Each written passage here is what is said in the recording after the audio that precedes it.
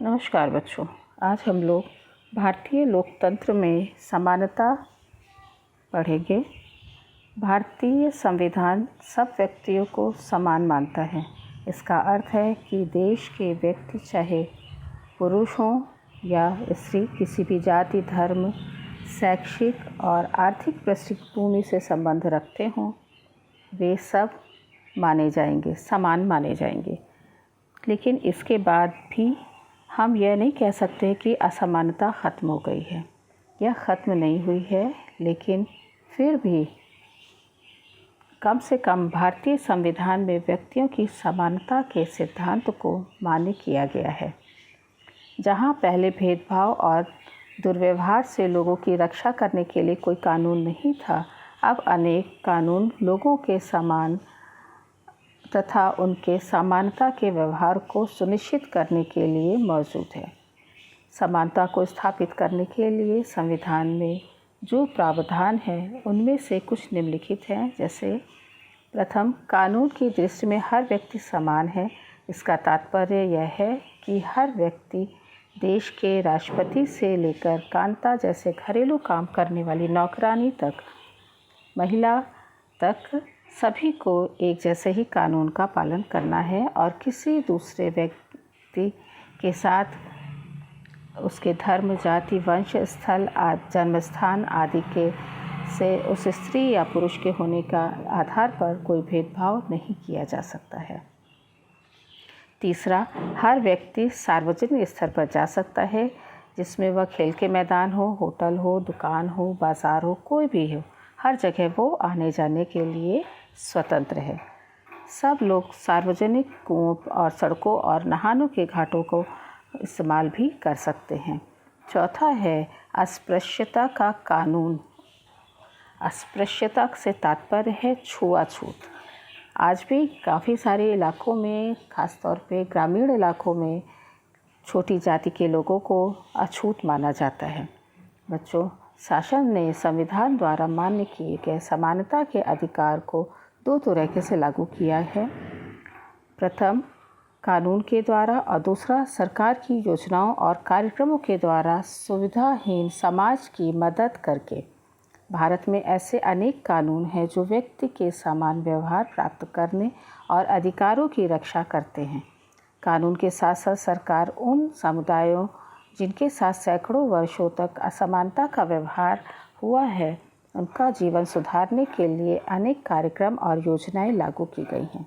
ये योजनाएं हैं सुनिश्चित करने के लिए चलाई गई हैं, और जिन लोगों को अतीत में अवसर नहीं मिले हैं, अब उन्हें अधिक अवसर। सरकार द्वारा उठाया गया एक कदम है मध्याह्न भोजन की व्यवस्था। इस कार्यक्रम के अंतर्गत सभी सरकारी प्राथमिक स्कूलों के बच्चों को दोपहर का भोजन स्कूल द्वारा दिया जाता है। यह योजना भारत में सर्वप्रथम तमिलनाडु राज्य में प्रारंभ की गई और 2001 में उच्चतम न्यायालय ने सभी राज्यों को इसे अपने स्कूलों में 6 माह के अंदर प्रारंभ करने का निर्देश दिया। इस कार्यक्रम में काफ़ी सकारात्मक प्रभाव हुआ। उदाहरण के लिए, दोपहर के भोजन मिलने के कारण गरीब बच्चों ने अधिक संख्या में स्कूल में प्रवेश लेना और नियमित रूप से स्कूल जाना प्रारंभ कर दिया।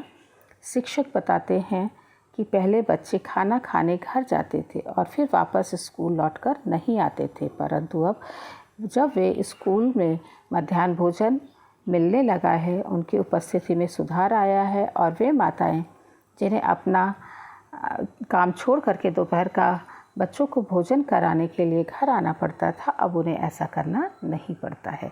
इस कार्यक्रम में जातिगत पूर्वाग्रहों को कम करने की में भी सहायता मिली है, क्योंकि स्कूल में निम्न और उच्च जाति के बच्चे साथ साथ पढ़ते हैं और कुछ स्थानों पर तो भोजन पकाने के लिए दलित महिलाओं को काम पर रखा गया है।